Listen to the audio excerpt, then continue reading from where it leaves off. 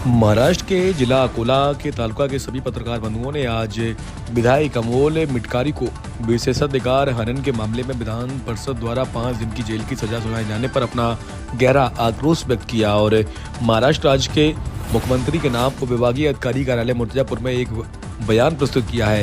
यह कार्रवाई क्रूर राजनीतिक तानाशाही पैदा करने का प्रयास है और पत्रकारों को तत्काल न्याय नहीं मिलने पर जेल में विरोध प्रदर्शन करने की चेतावनी दी गई। संवाददाता धनराज सबकाल की रिपोर्ट। सद्यस्थितीत नागपूरच्या हिवाळी अधिवेशनामध्ये अकोला येथील सन्माननीय आमदार, विधान परिषदेचे आमदार सन्माननीय अमोलजी मिटकरी यांनी जो विशेषाधिकार हक्कभंग पत्रकारांच्या विरुद्ध दाखल केला होता, त्यानुसार आमच्या एका पत्रकार भगिनीसह 4 पत्रकारांना 5 दिवसाची जेलची शिक्षा ठोठावण्यात आलेली आहे। अमोलजी मिटकरी हे आमचे घरचेच एक सदस्य आहेत, परंतु त्यांनी असं आपल्याला दुर्दैवाने म्हणावं लागेल की त्यांनी आपल्या मिळालेल्या अधिकारानुसार पत्रकारांवर अंकुश आणण्याचा आणि त्यांचं मनोधैर्य खच्ची करण्याचा प्रयत्न यातून केलेला आहे असं दिसून येते।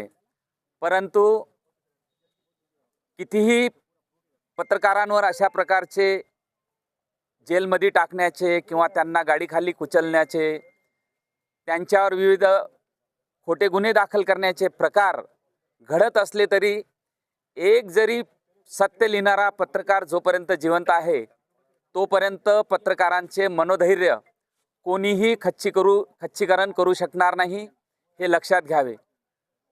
पत्रकारांनी आपली लेखणी चालवली की त्यांच्यावर अशा प्रकारचे दडपण आणले जातात। पत्रकारांनी काय फक्त स्तुतीसुमनच लिहावी का? पत्रकारांना मिळालेल्या बातमीनुसार ते आपली बातमी प्रकाशित करीत असतात।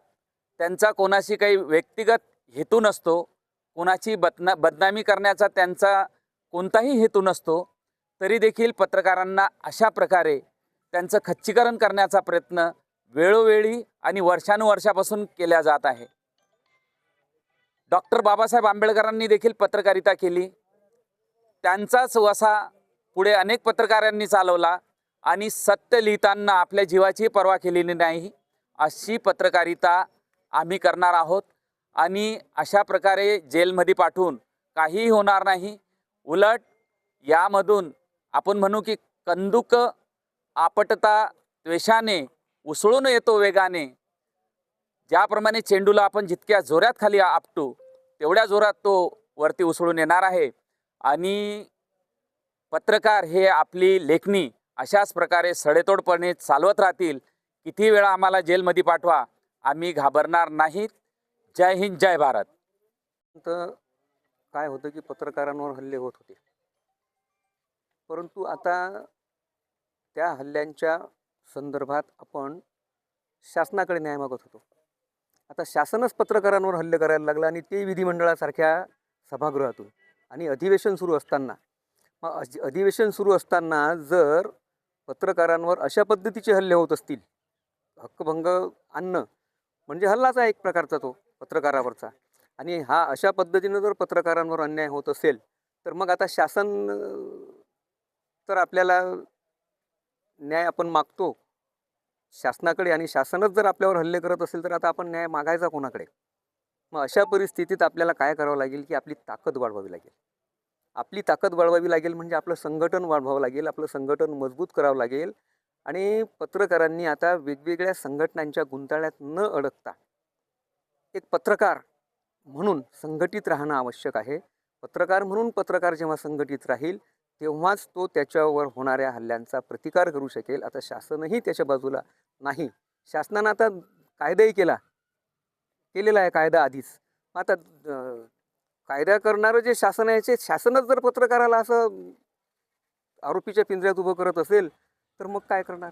म्हणून मी सांगतो की एकच आपण संघटित व्हा आणि एकजूट आपली निर्माण करा आणि यांना दाखवून द्या की आम्ही लेखणीही चालवतो आणि शस्त्रही चालवतो। मग जर काम पडलं तर आम्ही रस्त्यावर उतरू आणि आमच्या न्यायासाठी आम्ही झगडू. आतापर्यंत आम्ही सर्वसामान्यांच्या न्यायासाठी आमची लेखणी झिजवत आलो आणि आज आमच्यावर जर असा अतिप्रसंग होण्याचा प्रयत्न होत असेल, करण्याचा प्रयत्न होत असेल, तर मात्र आम्हाला आता हल्लेखोरांच्या सोबतच शासनाला देखील आव्हानाची भूमिका घ्यावी लागेल.